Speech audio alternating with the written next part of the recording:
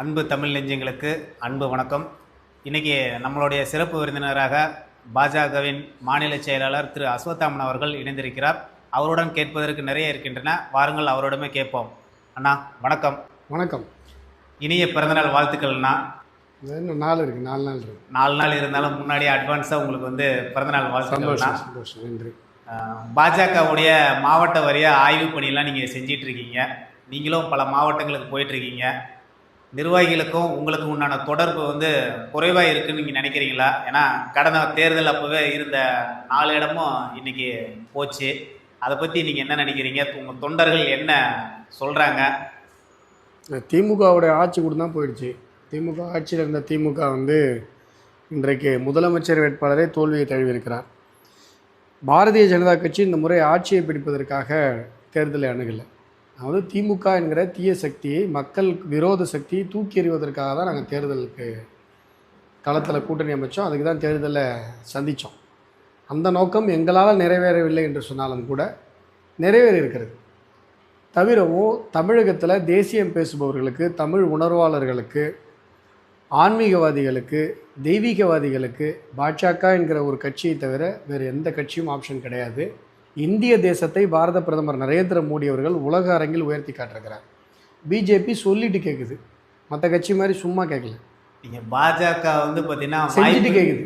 மற்ற கட்சியெல்லாம் சொல்லிட்டு மட்டும்தான் இருக்கு. நீங்கள் மாற்றத்துக்கு பாஜக வாய்ப்பு இல்லைங்கிறீங்க. ஆனால் தமிழக மக்கள் மாற்றத்தை விஜய் எல்லாம் விரும்பியிருக்காங்க. அதாவதுங்க, விஜயோ திமுகவோ ஜெயிக்கணும் அப்படின்னு சொன்னால் மக்களை ஏமாத்தினா போதுமானது. ஆனால் பிஜேபி ஜெயிக்கணும் அப்படின்னு சொன்னால் மக்களை சிந்திக்க வைக்க வேண்டும், மக்களை யோசிக்க வைக்க வேண்டும். மக்கள் யோசிச்சு தானே அந்த மாற்றத்தை கொடுத்துருக்காங்க. யோசிச்செல்லாம் மாற்றத்தை கொடுக்கல. பிக் பாஸ்ல ஓவியாவுக்கு ஓட்டு போடுற மாதிரி ஜாலியாக ஓட்டு போட்டிருக்காங்க. அதே மக்கள் வீட்டில் இருக்கிற சின்ன குழந்தைங்க சொல்லிச்சுன்னு ஓட்டு போட்டாங்கிறாங்க. அதில் யோசிக்கிறது என்ன இருக்குது? சின்ன குழந்தை, ஒரு 5ஆம் கிளாஸ் படிக்கிற குழந்தை என்ன யோசிக்கும்? 5ஆம் கிளாஸ் குழந்தை சொன்னிச்சின்னு சொல்லி 40 வயசில் இருக்கவங்க ஓட்டு போட்டிருக்காங்க. இதுக்கு பேர் யோசிச்சு ஓட்டு போடுறாங்க. அதே மக்கள் உங்களோட கூட்டணியை ஆதரிச்சிருந்தீங்களா? நீங்கள் ஏற்றிருப்பீங்கல்ல? ஆமாம், ஏற்றுக்கல. இல்லை, அது நீங்கள் ஏற்றிருப்பீங்கல்ல. அதே மக்கள் தானே விஜய் இன்னைக்கு ஆதரிச்சிருக்காங்க. ஆமாம், நல்லது பண்ணால் ஏற்றுக்க போகிறோம், தப்பு பண்ணால் இல்லைங்க நீங்கள் கொஞ்சம் யோசிச்சு பண்ணுங்கன்னு சொல்ல போகிறோம். அதே மக்கள் தாங்க யோசித்து வாக்கு போட்டாங்கன்னா ஆமாங்க யோசிச்சு வாக்கு போட்டிங்கன்னு சொல்ல போகிறோம். அதே மக்கள் சினிமா போதையிலையும் சின்ன பசங்க சொன்னதையும் கேட்டு ஓட்டு போட்டாங்கன்னா, எங்கள் சினிமா போதையிலையும் சின்ன பசங்க சொன்னதையும் கேட்டு நீங்கள் ஓட்டு போட்டிங்களே அப்படின்னு சொல்லுவோம்.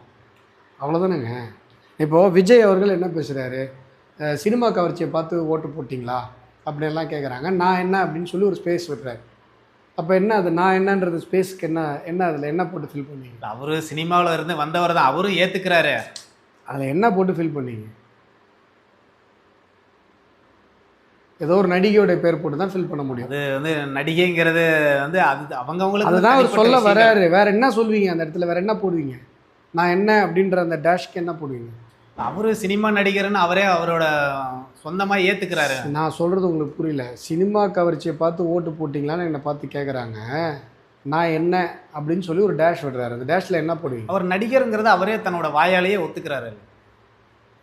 அதில் அப்படி இல்லை. அவர் சொல்ல வர்றது உங்களுக்கு புரியல. அவர் சொல்கிறது எல்லாருக்கும் புரியுதே, உங்களுக்கு மட்டும் புரியலன்னு தெரில. கவர்ச்சியை பார்த்து ஓட்டு போட்டிங்கன்னு சொல்கிறீங்க. நான் என்ன அப்படின்னா என்ன அர்த்தம்? அதில் என்ன, அந்த டேஷில் என்ன சொல்ல வர்றாரு? இல்லை, அவரும் ஒரு கவர்ச்சிகரமான ஒரு மாஸ் ஹீரோவாக தமிழகத்தில் இருந்தார். அப்புறம் நான் என்னன்ற டேஷ் விட்றாரு. இல்லை, ஏன் விட்றாருன்னா அந்த இடத்துல ஒரு நடிகை பேரை போட்டுறாரு. நான் என்ன நடிகையா கவர்ச்சின்னு சொல்கிறீங்க அப்படின்னு சொல்லுறாரு. புரியுதா புரியலையா? புரியுது. இப்படி தான் யோசனை. அவருடைய திங்கிங் லெவலே இவ்வளோதான் இருக்குது. புரியுதுங்களா? நீங்கள் நடிகைகளோட நடிச்சு தானே சார் இப்போ ஃபேமஸ் ஆனீங்க. கண்டிப்பாக. அப்புறம் இன்னைக்கு விஜய் ஆட்சியில் இருந்தாலும் பாஜக இப்போ நீங்கள் வெளி ஸ்டேட்டில் போய் என்ன சொல்லுவீங்க ப்ரௌடா? தமிழன் என்ற ஒரு குணம் உண்டு, தனியாக அதற்கு தமிழன் என்ற ஒரு இனம் உண்டு, தனியாக அதற்கு ஒரு குணம் உண்டு. என்ன சொல்லுவீங்க வெளில போய்? தமிழன் நின்று தலை நிமிர்ந்து சொல்லடா. அதான் என்னன்னு சொல்லுவீங்க? தமிழன் என்று சொல்லடா, தலை நிமிர்ந்து நில்லடா. என்ன சொல்லுவீங்க? பீகாரில் நடிகரை பார்த்து ஓட்டு போடுறதில்ல, பீகாரில் ஓட்டுக்கு காசு வாங்குறதில்ல. நம்ம ஒன்று ஓட்டுக்கு காசு வாங்கிட்டு ஓட்டு போடுறோம், இல்லைன்னா நடிகருக்கு ஓட்டு போடுறோம். வடிவேலு காமெடி இருப்போம், ஒன்றும் தூங்குறான் இல்லை தூர் வர்றான்னு. அது மாதிரி தான் நடந்திருக்கு. இல்லை, இன்னைக்கு பெரும்பாலும் விஜயோட எம்எல்ஏக்கள் வாக்குக்கு பணம் கொடுக்காம தானே மக்கள் வாக்களிச்சிருக்காங்க. ஆமாம், அதுதான் சொல்கிறேன். ஒன்று இது அல்லது அது ரெண்டுமே மோசமான விஷயம் தானே. படிக்காத மாநிலங்கள்னு நம்ம சொல்கிற உயர்கல்விக்கு நிறைய பேர் போகிறதில்ல அப்படின்னு நம்ம சொல்கிறோம். அவங்களாம் வேலை வாய்ப்புக்கு தமிழ்நாட்டுக்கு தேடி வராங்க. நம்ம சொல்கிற மாநிலங்களே இது நடக்கிறது இல்லையே. பணத்துக்கு கஷ்டப்படுறாங்க. கஷ்டப்பட்டு தான் இத்தனை கிலோமீட்டர் ட்ராவல் பண்ணி நம்ம ஊரில் வந்து வேலை செய்கிறாங்க. நம்ம சொல்கிறோம். அவன் காசு வாங்கிட்டு ஓட்டு போடுறதில்ல. சரி, சினிமா கவர்ச்சி பார்த்து ஓட்டு போடுறான்னா அதுவும் கிடையாது. இப்போ தமிழ்நாட்டு அரசியல் மட்டும் பற்றி பேசுவாங்கன்னா தமிழ்நாடு அரசியல் தான் நமக்கு எதுக்கு வேண்டாம். இல்லை, தமிழ்நாடு அரசியல் தான் பேசிட்டு. ஏன்னா இன்னைக்கு களத்தில் வந்து பிஜேபி இல்லைனாலும் இன்னைக்கு தேசிய ஊடகங்கள் எல்லாமே அண்ணாமலை அவர்களை பற்றின பேச்சுக்களாகவே கடந்த 2 நாளாக இருக்குது. உண்மையாலுமே ஒரு தனி கட்சி தொடங்க போகிறாரா? No comments. இல்லை, உங்களுக்கு உங்களுடைய தகவல் அறிந்த வட்டாரங்கள் வந்து பல விதங்கள் வந்து எனக்கு நீங்கள் சொல்லலாம். இப்போ இல்லை எனக்கு ஏதாவது புரியுது. நான் ஏதாவது எனக்கு தெரியலன்னு சொல்லலை, நான் சொல்ல மாட்டேன்னு சொல்லலை, இல்லை நான் பதில் சொல்ல விரும்பலைன்னு சொல்கிறேன். அதுக்கு பேர் தான் நோ கமெண்ட்ஸ் அப்படிங்கிறது. இல்லை, நீங்கள் ஏற்கனவே கூட பல நேரங்களில் சொல்லியிருக்கீங்க, அண்ணாமலை அவர்கள் பெரிய பெரிய முடிவுலாம் 1 நிமிஷம் 2 நிமிஷத்தில் டக்குன்னு முடிவு எடுத்துருவார் அப்படின்னு நீங்கள் நிறைய இடத்துல பத்திரிகையாளர் சந்திப்பெல்லாம் கூட பேசுகிறீங்க. அப்படிப்பட்ட ஒரு தலைவரை இந்த நேரத்தில் இழக்கிறீங்களா? இல்லை, எனக்கு புரியல. அவர் எடுத்து கட்சி ஆரம்பிச்சிட்டாரு, ஏதாவது நியூஸ் வந்திருக்கா? இல்லை, அப்படிதான் வந்து தேசிய ஊடகங்கள் எல்லாம் அந்த மாதிரி தான் செய்திகள் பரவிட்டு இருக்கு. ஊகங்கள் தானே. ஏன்னா அவரும் ஒரு 2 நாள் பொறுத்திருங்கிற ஒரு விஷயத்தை மட்டும் சொல்லிட்டு போயிருக்காரு. எங்கே போயிருக்காரு? டெல்லி போயிருக்காரு. உங்களுடைய தலைவர் நிதின் நபீன் அவர்களை சந்திக்கிறதுக்காக போயிருக்காரு. அப்புறம் என்ன, அப்புறம் அவர் தானே சந்திக்கிறதா போயிருக்காருன்னு சொல்கிறீங்க. அப்புறம் என்ன? இந்த தேர்தலில் வந்து உங்களுக்கும் உங்களோட தொண்டர்களுக்கும் உண்டான இடைவெளிங்கிறது ரொம்ப அதிகமாயிருச்சுன்னு நினைக்கிறீங்களா? ஏன்னா இந்த தேர்தல் சீட் ஷேரிங் அப்போ கூட எல்லாம் மூத்த தலைவர்கள் மட்டும்தான் அதிமுகவோட தலைவர்களோட கலந்துக்கிட்டாங்க. உங்களுடைய 2ஆம் கட்ட தலைவர்கள் யாருமே அதில் கலந்துக்கல. எல்லாமே அண்ணாமலையாகட்டும், நீங்களாகட்டும். பிஜேபியில் வந்து முதல் கட்டம், 2ஆம் கட்டம், 4ஆம் கட்டம், 5ஆம் கட்டம்லாம் கிடையாதுங்க. பிஜேபியில் எல்லாருமே தலைவர்கள் தான். கிளை தலைவர்கள் வரைக்கும் தலைவர்கள் தான். இதில் முதல் கட்டம் 2ஆம் கட்டம்லாம் போய் திமுகவில் சொல்லுங்கள். முதல் கட்டம் தான், அந்த ஒரு குடும்பம் தான் முதல் கட்டம். அடுத்த இருக்கிறது எல்லாமே 2ஆம் கட்டம். இதெல்லாம் பிஜேபியில் கிடையாது. பிஜேபியில் கிளை தலைவர்கள் வரைக்கும் தலைவர்கள் தான். இல்லை, அதாவது முகம் அறிஞ்ச பல தலைவர்களுக்கு முகம் முகம் அறியறதுனா, இப்போ நான் வந்து தமிழ்நாடு முழுசும் தெரிகிறேன்னா அது ஒரு சில காரணங்களுக்காக நான் வகிக்கிற பொறுப்பின் அடிப்படையில் தெரிகிறேன், தமிழ்நாடு முழுசும் பயணிக்கிறேன். ஆனால் ஒருத்தர் ஒன்றிய அளவில் பொறுப்பில் இருக்கார் அப்படின்னு சொன்னால் ஒன்றிய முழுசும் அவர் தெரிவார். அவங்க இருக்கிற பொறுப்புகளுக்கு ஏற்ற மாதிரி அவங்க செயல்படுறாங்க. செயல்படுற அளவுக்கு அவங்களுடைய முகம் வெளில தெரியுது. தமிழ்நாடு முழுசும் ரொம்ப கடுமையாக உழைச்சும் கூட முகம் வெளில தெரியாத நிறைய பொறுப்புகள் பிஜேபியில் இருக்குது. இல்லை இருக்குங்கண்ணா. இப்போ நான் என்ன கேட்க முகம் வெளியே தெரியுதுன்றது மட்டுமே ஒரு தலைவருக்கான அடையாளமாக நான் பார்க்கல. இல்லை, நான் கேட்க வர்றது, நீங்க என்ன கேட்டாலும் 2ஆம் கட்ட தலைவர் 3ஆம் கட்ட தலைவர்லாம் கிடையாது பிஜேபி. தொண்டர்கள் கூட பிஜேபியில் எல்லாருமே தலைவர்கள் தான். தொண்டர்கள் இதுல தொண்டர்கள் தலைவர்கள் தனித்தனியெல்லாம் கிடையாது. இது திமுக கிடையாது. திமுகனா ஒரு குடும்பம் தலைவராக இருக்கும், ஒரு குடும்பம் தொண்டராக இருக்கும். ரெண்டுமே தனித்தனி இல்லைங்கிற அப்புறம் என்னங்க தனியாக கனெக்ஷன்? இல்லை, அதாவது என்னன்னா, நான் கேட்க வேண்டிய கேள்வி என்னன்னா, தொண்டர்களுக்கும் உங்க அந்த 2ஆம் கட்ட தலைவர்கள் பல பேர் வந்து பார்த்தீங்கன்னா, இப்போ நீங்க கூட பன்ரூட்டியில் வந்து ரொம்ப கடினமாக வேலை செஞ்சிட்டு இருந்தீங்க. எஸ்.ஜி. சூர்யா அவர்கள் வேளச்சேரியில் வேலை செஞ்சாரு. வினோஜ் அவர்கள் டி நகரில் வேலை செஞ்சாங்க. மாதிரி கிணத்து கடவுளை வசந்தராஜன், இந்த மாதிரி பல தலைவர்கள் வந்து ஒரு பர்டிகுலர் தொகுதியில் வந்து வேலை செஞ்சாங்க. அவங்களுக்கெல்லாம் வந்து அந்த வாய்ப்புகள் வந்து கொடுக்காதது வந்து இந்த கட்சிகள் இருக்க தொண்டர்களுக்கும் இதுக்கும் பெரிய இடைவெளி வந்துருச்சா? அதனால மக்கள் வந்து உங்களுடைய உங்க கட்சியை வெறுத்துட்டாங்களா? இல்லை, அப்படிலாம் நீங்க கட்டமைக்க முயற்சி பண்றீங்க. உங்களுடைய தலைவர் நயினார் நாகேந்திரன் அவர்கள் கடந்த காலத்தில் வந்து எண்ணிக்கை முக்கியம் இல்லை, எண்ணம் தான் முக்கியம்னு சொன்னார். அதே மாதிரி உங்களோட டெல்லி தலைமையை வந்து பார்த்தீங்கன்னா மேற்கு வங்காளம் தான் முக்கியம், தமிழ்நாடு முக்கியம் இல்லை அப்படின்னு நினச்சிட்டாங்களோண்ணா? இல்லை, அதாவது மேற்கு வங்கத்தினுடைய தேர்தல் வெற்றி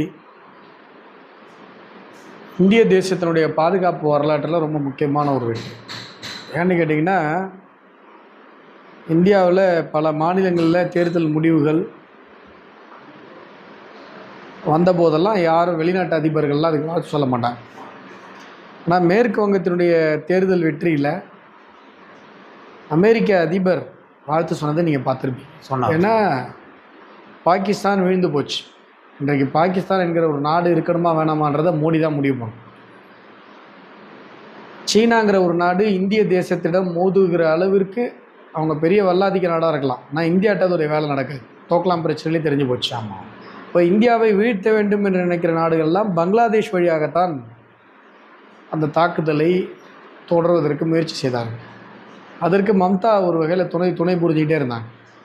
இன்றைக்கு அந்த இடத்துல பிஜேபி வந்திருப்பது நீங்கள் பார்த்துருப்பீங்க. நாங்கள் வந்த உடனே நிறைய கோடிக்கணக்கான பேர் இப்போ வெளில போயிட்டுருக்காங்க. பங்களாதேஷ்லேருந்து ஊடுருவியவர்கள் வெளில போயிட்டுருக்காங்க. இப்போ அது மிக முக்கியமான ஒரு வரலாற்று வெற்றி. தவிரவும் அந்த வெற்றிக்காக பாஜகவினுடைய தொண்டர்கள், சொந்தங்கள் மிகப்பெரிய அளவில் உயிரை கொடுத்துருக்குறாங்க. அதனால் இது முக்கியம், அது முக்கியம் அப்படிலாம் கிடையாது. தமிழகத்தில் திமுக வீழ்த்தப்பட வேண்டும் என்று நாங்கள் நினைத்தோம். அது ரொம்ப முக்கியம். அது எங்களால் நடக்கலனாலும் நடந்துருச்சு. எங்களால் நடக்கலை, ஆனால் நடந்துருச்சு.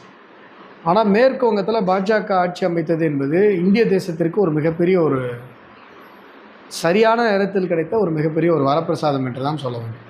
அடுத்தது உங்களுடைய அடுத்த அரசியல் களங்கிறது உங்களுடைய பழைய எதிரி டிஎம்கேவை எதிர்த்து அரசியல் பண்ண போறீங்களா, அல்லது புதுசாக வந்திருக்கிற டிவிகேவை களத்தில் எதிரியாக பார்க்க போறீங்களா? மக்களுக்கு யாரெல்லாம் எதிரியோ அவர்களெல்லாம் எங்களுக்கும் எதிரி. திமுக மக்களுக்கு எதிரியாக இருந்தது. திமுக என்னென்ன தவறுகளை எல்லாம் செய்ததோ அதையெல்லாம் புதிதாக ஆட்சி அமைத்திருக்கிற தமிழக வெற்றிக் கழகம் செய்து கொண்டிருக்கிறது. போதைப்பொருள் பரவலை கட்டுப்படுத்தலை, பெண்களுக்கு எதிரான வன்முறையை கட்டுப்படுத்தலை, கனிம வள கொள்ளை தொடர்ந்து கொண்டே இருக்கிறது. திமுகவோடு யாரெல்லாம் கூட்டாளிகளாக இருந்தார்களோ அவர்கள் எல்லோரும் இப்பொழுது தமிழக வெற்றிக் கழகத்தின் அருகிலும் நிற்காங்க. தமிழக வெற்றிக் கழகத்தினுடைய தலைவர் விஜய் அவர்கள் தமிழகத்தில் திமுக, தாவேக என்ற 2 கட்சிகள் தான் இருப்பதை போன்ற ஒரு பிம்பத்தை கட்டமைக்கிறார். அவர் நினச்சிருந்தா தாவேக தான் எல்லாம் சொல்லிட்டு போகலாம். ஆனால் திமுகவை விடாமல் பிடிச்சிக்கிறார். அப்போ இது 2 கட்சிகளுமே வேறு வேறு இல்லை. இவனுடைய கொள்கை, செயல்பாடு, கூட்டாளிகள், இவருடைய பேச்சு எல்லாமே மக்களுக்கு சந்தேகத்துக்குரியதாகவே இருக்கிறது. இவங்க மக்களுக்கு நல்லது செய்தால் நாங்கள் ஆதரிப்போம். இவர்களும் திமுகவை போன்று தொடர்ந்து அதே தகுதி திட்டங்களை அரங்கேற்றிக் கொண்டிருக்கிறார்கள் என்று சொல்லும் பொழுது திமுகவை நாங்கள் எப்படி எதிர்த்தோமோ அதே மாதிரி தாவேகாவையும் எதிர்ப்போம். இப்போ அவங்க ஆட்சி அமைச்சு ஒரு 25 நாள் தான் ஆகுது. அதுக்குள்ளே நீங்கள் அறநிலைத்துறை அமைச்சர்கள் எல்லாம் விமர்சிக்கிறீங்க.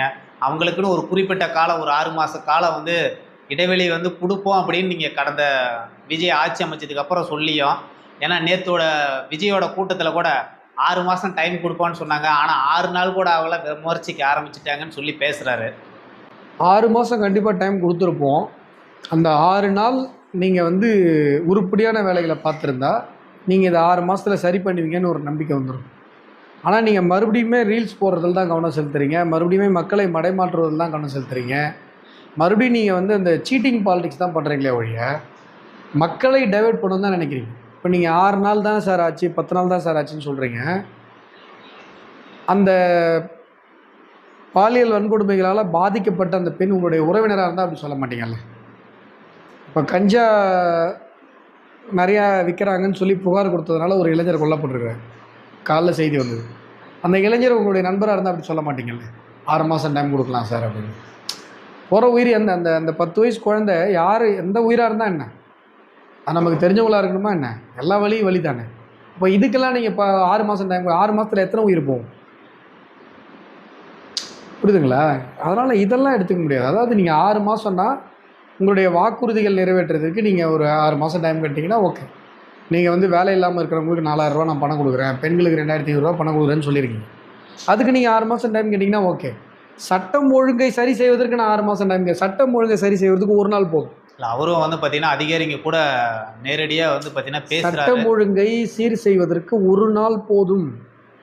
மேற்கு வங்கத்தில் போய் பாருங்கள், ரவுடிசம் பண்ணிட்டு இருந்தவன் எல்லாம் வாழை சுருட்டி வச்சுட்டு மூட்டையை சுருட்டிட்டு கிளம்பிட்டான். இல்லை, இப்போ அதிகாரிகளோட டிரான்ஸ்ஃபர் எல்லாம் தொடர்ந்து விஜய் அவர்கள் சொல்கிறது உங்களுக்கு புரியுதா? சட்டம் ஒழுங்கை சரி செய்கிறதுக்கு 1 நாள் போதும், ஒரே நாள். நீங்கள் எல்லா இன்ஸ்பெக்டரையும் கூப்பிட்டு, எல்லா டிஜிபி கூப்பிட்டு, சார் எல்லா இன்ஸ்பெக்டருக்கும் ஒரு இன்ஸ்ட்ரக்ஷன் கொடுங்க, யாருடைய ஜூரிஸ்டிக்ஷனில் கஞ்சா கிடைக்குதோ, யாருடைய ஜூரிஸ்டிக்ஷனில் மெத்தோபட்டமைன் மாட்டுதோ அவங்கள சஸ்பெண்ட் பண்ணுவோன்னு சொல்லுங்கள். வேலை முடிஞ்சு போச்சு. எங்கெங்கெல்லாம் கஞ்சா விற்கிறாங்க, யார் யாரெல்லாம் கஞ்சா விற்கிறாங்க எல்லாம் போலீஸ்க்கு தெரியும். அவங்க நினச்சா விற்கும், அவங்க நினைக்கலன்னா விற்காது. இது எல்லாருக்கும் தெரியும் தமிழகத்தில். இது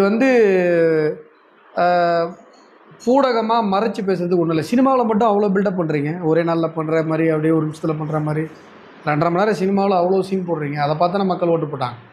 இப்போ அதை களத்துலேயும் கொஞ்சம் காட்டுங்கன்றாங்க. இல்லை, நீங்கள் இப்போ ரீல்ஸ் பார்த்து ஓட்டு வாக்களித்தாங்க அப்படின்னு சொல்கிறீங்க. நேற்று விஜய் அவர்கள் கூட ரீல்ஸ் பார்த்துக்கிட்டு இருந்தவங்கலாம் இன்றைக்கி நியூஸை பார்க்கக்கூடிய மாற்றத்தை ஏற்படுத்தியிருக்கோம் அப்படின்னு அவர் சொல்கிறாரு.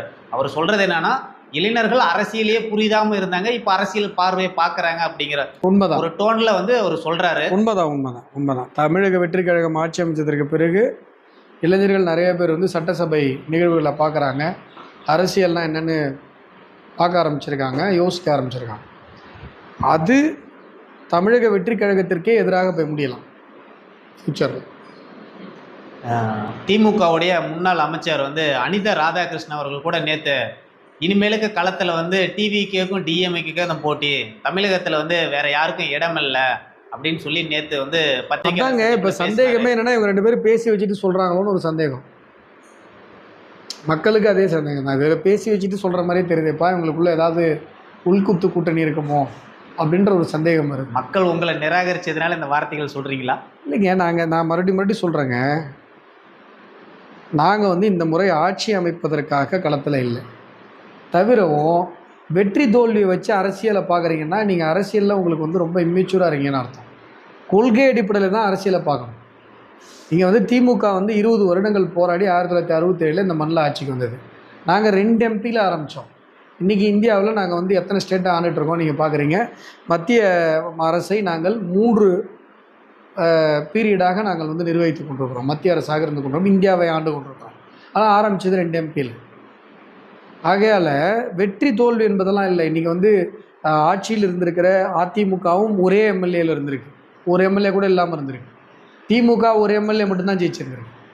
ஒரே எம்எல்ஏ இருந்த திமுக இன்றைக்கு ஆட்சியில் இருந்தது, இப்போ இல்லை. வெற்றி தோல்விங்கிறது விஷயம் இல்லை. ஆனால் கொள்கை அளவில் மக்களுக்காக போராடி கொண்டிருக்கிறோமா இல்லையா? பிஜேபி களத்திலே இல்லை அப்படின்னா, பிஜேபி இந்த விஷயங்களுக்கெல்லாம் போராடலை, அதனால் களத்தில் இல்லை. பிஜேபி சட்டம் ஒழுங்கு சீர்குலைவுகளுக்கு குரல் கொடுக்கல, அதனால் களத்தில் இல்லை அப்படின்னு சொன்னீங்கன்னா நியாயம். சார் எம்எல்ஏ இல்லை களத்தில் இல்லைன்னா, மக்களுக்காக நான் போராடிட்டு இருக்கோமே.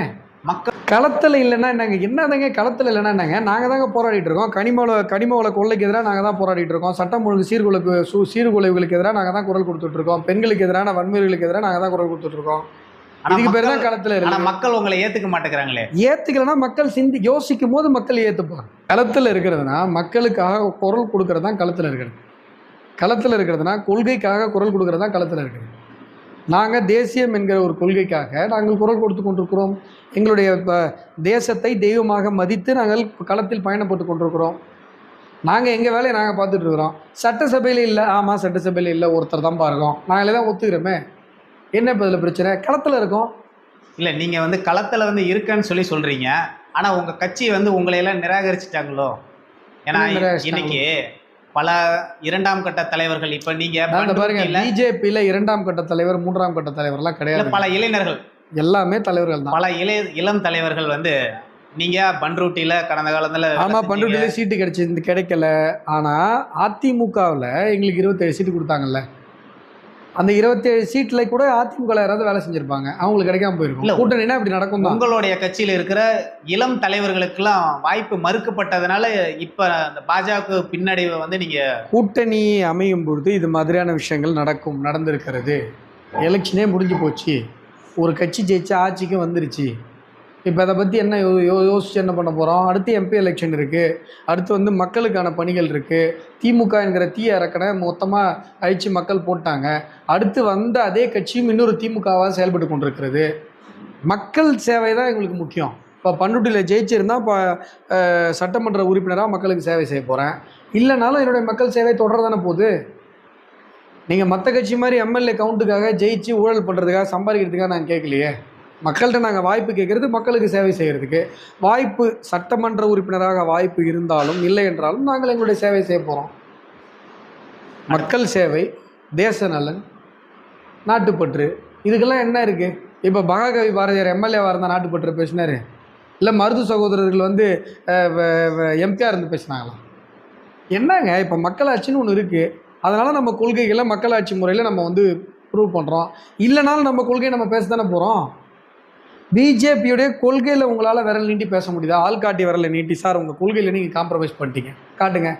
சும்மா இந்த பொலிட்டிக்கல் கேமே பேசிட்டு, சார் எம்எல்ஏ வரல, ஆமாம் வரல. நீங்கள் வந்து இப்போ கேள்வி கேட்டதால் தான் எம்எல்ஏ வரலையா, எனக்கு தெரியுமா? இல்லைண்ணா இல்லை எனக்கு தெரியாதா எம்எல்ஏ வரலன்னு? வரல, ஆமாம் வரல, என்ன இப்போ அதனால்?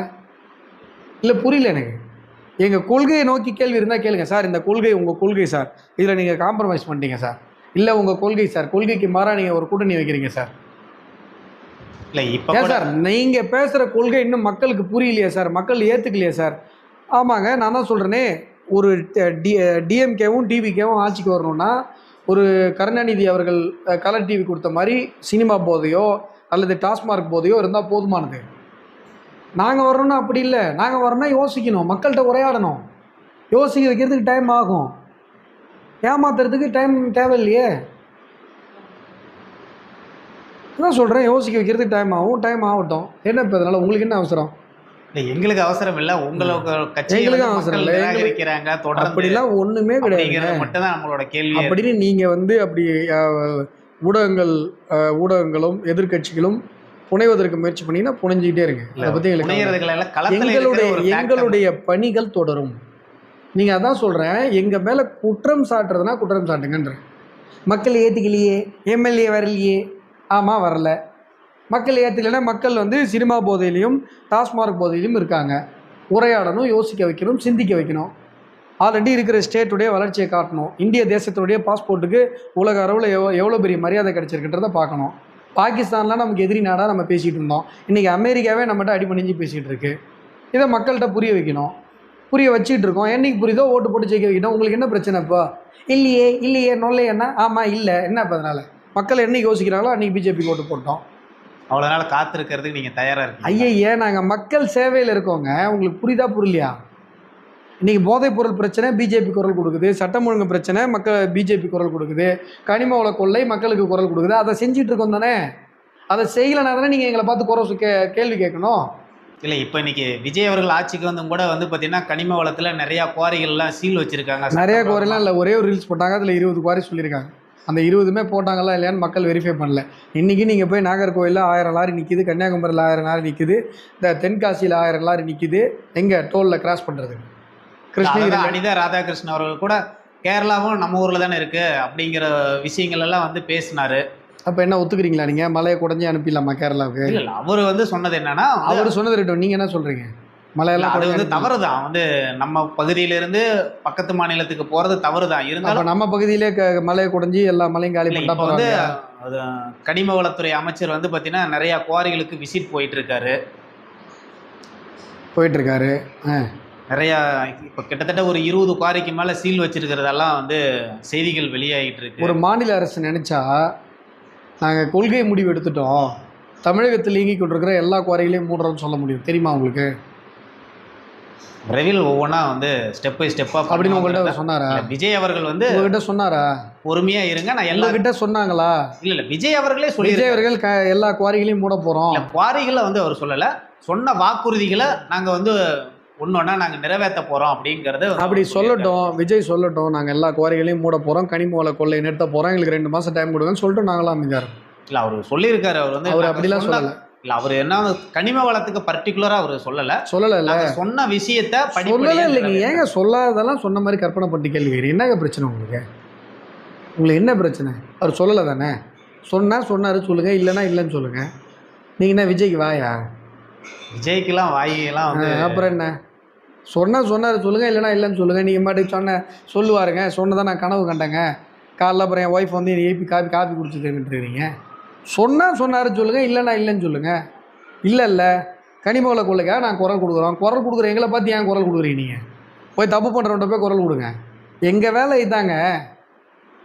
மக்கள் என்ன நினைக்கிறாங்களோ, மக்களுக்கு எது நல்லதோ அதை பேசுகிறது தான் பிஜேபியோட வேலை. அதை நாங்கள் பண்ணிகிட்ருக்குறோம். உங்களுக்கு என்ன பிரச்சனை இதில்? இல்லை சார், மக்கள் ஓட்டு போடல சார். ஆமாம், மக்கள் ஓட்டு போடல. என்ன இப்போ? மக்களுக்கு என்றைக்கு புரியுதோ அன்றைக்கி ஓட்டு போகிறாங்க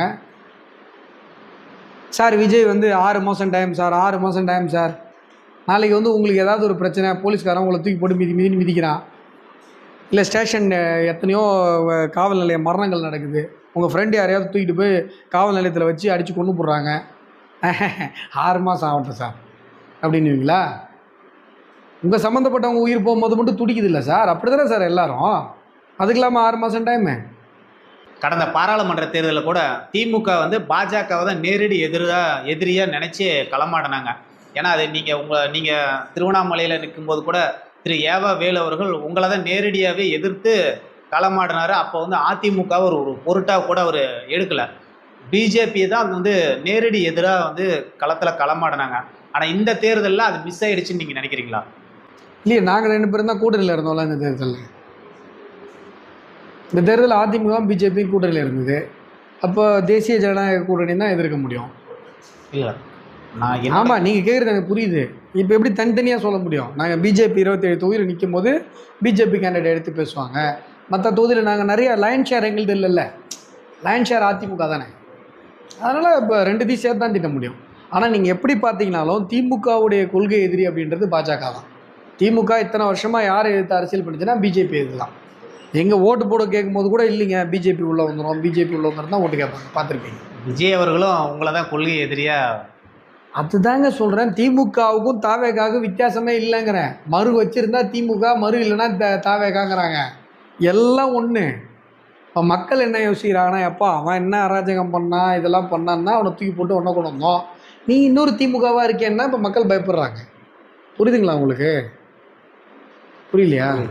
ஆ, இப்போ அடுத்தது உங்களுடைய கட்சியிலெல்லாம் மாநில தலைவர்கள் மாற்றங்கள்லாம் பேசிகிட்டு இருக்காங்க. உங்களோட பேரும் பார்த்தீங்கன்னா அதிகப்படியாக அந்த பட்டியலில் அடிபட்டுட்டு இருக்கு. அதை பற்றி நீங்கள் என்ன நோ நினைக்கிறீங்க? கமெண்ட்ஸ். ஓ, நோ கமெண்ட்ஸ்னால் என்னென்னு உங்களுக்கு புரியலையோ?